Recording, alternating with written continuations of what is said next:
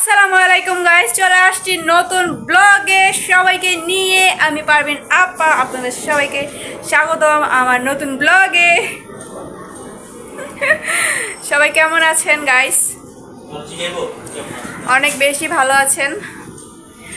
সকাল সকাল আজকে কিছু জানেন, কাজে যেতে পারে নাই সাহেবে, কারণ আজকে হচ্ছে গাড়ি ঘোড়া সব বন্ধ। কিসের হরতাল চলতেছে, ঠাড়া পড়ুক এসবে, ঠাড়া পড়া সব। যাই হোক, সে যাইতে পারেনি। আজকে সকালে নাস্তা করি, এখনই করি নাই। এই যে নাস্তা করমু, এগুলো সব আয়োজন করে রাখছি। এটা রাতের হচ্ছে শুটকি তরকারি ছিল, এটা শুটকি দিয়ে রাঁধছি আমি। আর এখানে ভাত ছিল রাতের, এটাই আজকে এখন খাবো সকালবেলা। দেখি সাহেবে ফ্রেশ হয়ে আসুক। আমার লগে বেয়াদবি করলে আমি কিন্তু সব করে দিব। যত সিক্রেট কথা আছে, যত সিক্রেট কথা আছে আমি সব বলে দেব।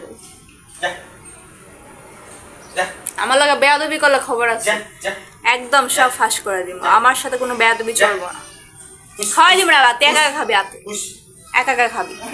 আমার লগে তেরামি করে, আমার লগে তেরামি। খাওয়া শেষ করলাম, সব খালি।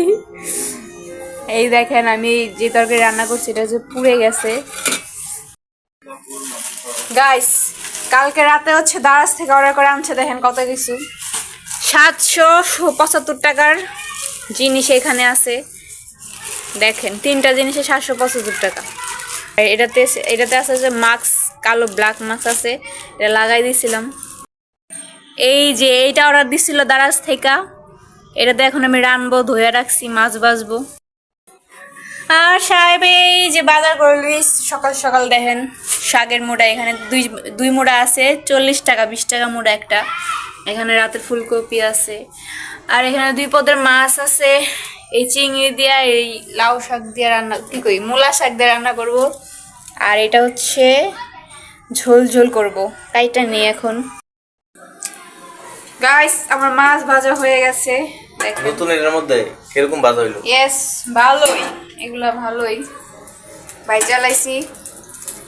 আবার কি ভাজবা? চিংড়িটা ভাজবো। খাওয়া দাওয়া শেষ করলাম, রান্না অনেক আগে শেষ আমার। এখনো পুরো একবার বিকাল হয়ে গেছে গা। আজকে কোনো রোদই উঠে নাই, দেখেন ঠান্ডা ঠান্ডা ভাব। রোদে এখন কম পাবো রোদ মনে হয়।